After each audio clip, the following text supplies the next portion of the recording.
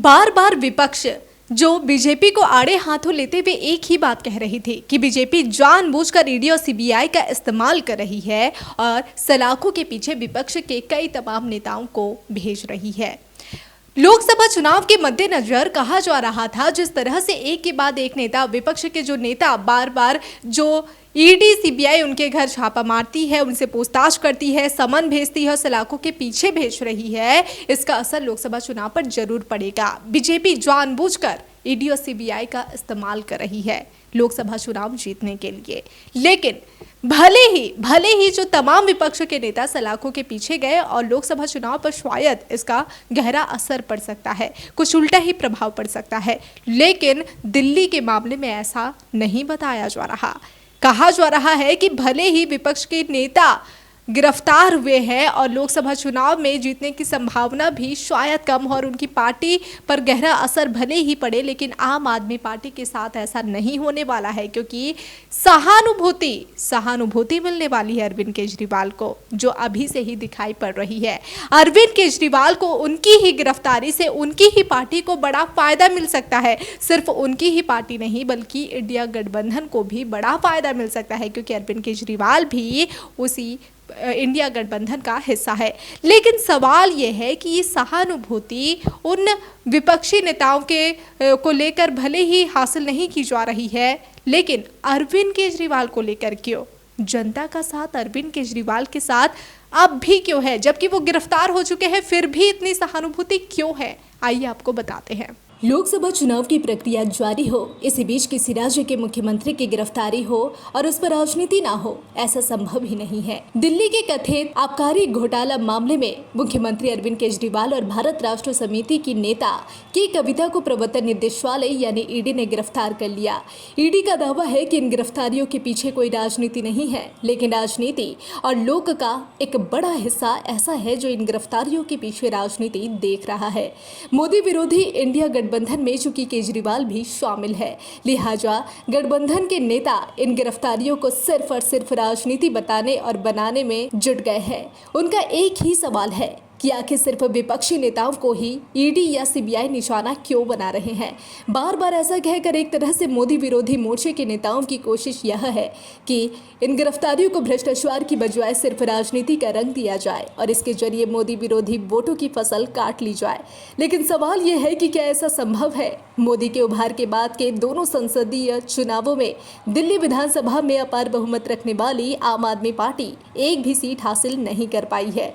इस बार तो आम आदमी पार्टी ने उस कांग्रेस के साथ गठबंधन कर लिया है जिसके भ्रष्टाचार के विरोध में उसका समूचा अस्तित्व पनपता रहा।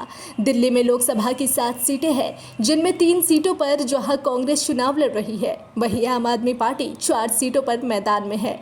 पिछले 2 आम चुनाव में आम आदमी पार्टी की स्थिति तीसरे नंबर की पार्टी बनकर रह गई थी।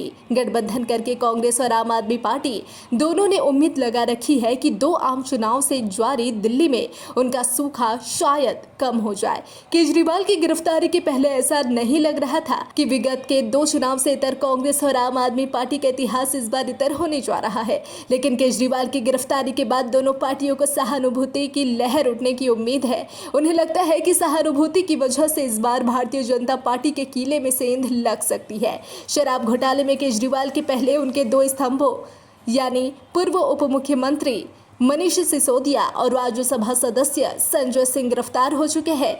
उनकी जमानत की याचिकाएं खारिज हो चुकी है। दिल्ली शराब नीति घोटाले में दिल्ली से तीसरी बड़ी गिरफ्तारी केजरीवाल की हुई है। इसी केस में भारत राष्ट्र समिति की नेता और पार्टी अध्यक्ष के चंद्रशेखर राव की बेटी के कविता भी गिरफ्तार है। केजरीवाल को गिरफ्तार करने से पहले ईडी ने 9 बार समन देकर उन्हें बुलाया, लेकिन हर बार वे ईडी के सामने जाने से बचते रहे। केजरीवाल का राजनीतिक अनुभव भले ही कम हो, लेकिन उनकी पैंतरेबाजी से साफ है कि राजनीति करने में वे पुराने से पुराने नेताओं पर भी भारी है। समन को अनदेखा करके एक तरह से वे इस मुद्दे को जिंदा रखने और इसके जरिए अपने लिए वोटरों की सहानुभूति हासिल करने की कोशिश करते रहे। गिरफ्तारी के बावजूद मुख्यमंत्री पद से इस्तीफा न देकर भी केजरीवाल राजनीति कर रहे हैं। ईडी की हिरासत से ही वे दिल्ली के लिए 2 आदेश जारी कर चुके हैं। पहले में जहां उन्होंने दिल्ली की सीमार व्यवस्था दुरुस्त करने का आदेश दिया है, वहीं उनका दूसरा आदेश स्वास्थ्य व्यवस्था को दुरुस्त रखना है। दिल्ली में विपक्षी भूमिका निभा रही भारतीय जनता पार्टी इस पर हंगामा कर रही है। दिल्ली के मुख्यमंत्री पद से केजरीवाल को हटाने की मांग वाली याचिका दिल्ली हाई कोर्ट में दाखिल की गई, जिसे हाई कोर्ट ठुकरा चुका है। इसके बावजूद नैतिकता के आधार पर भाजपा केजरीवाल के इस्तीफे की मांग कर रही है, लेकिन केजरीवाल के खेमे के तर्क है कि संविधान में कहीं नहीं लिखा है कि हिरासत में लिए गए व्यक्ति को अपने पद से इस्तीफा दे ही देना होगा। इस तर्क के सहारे केजरीवाल मुख्यमंत्री के पद पर जमे हुए हैं। हिरासत से आदेश देना और उनका आम आदमी पार्टी द्वारा भरपूर प्रचार किया जाना दरअसल केजरीवाल के प्रति सहानुभूति हासिल करने की प्रक्रिया का ही विस्तार है। भारतीय समाज भावुक होता है। इस भावुकता का फायदा हर राजनीतिक दल अपने लिए उठाते रहे हैं। इसी अंदाज में केजरीवाल परिवार भी आगे बढ़ रहा है।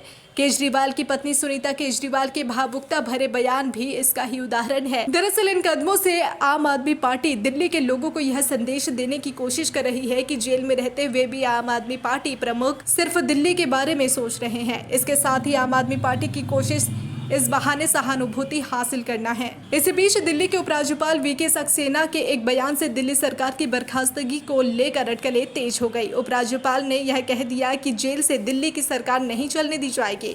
उपराज्यपाल के इस बयान के बाद आम आदमी पार्टी ने दिल्ली में राष्ट्रपति शासन लगाने की कोशिशों का जोरदार विरोध किया।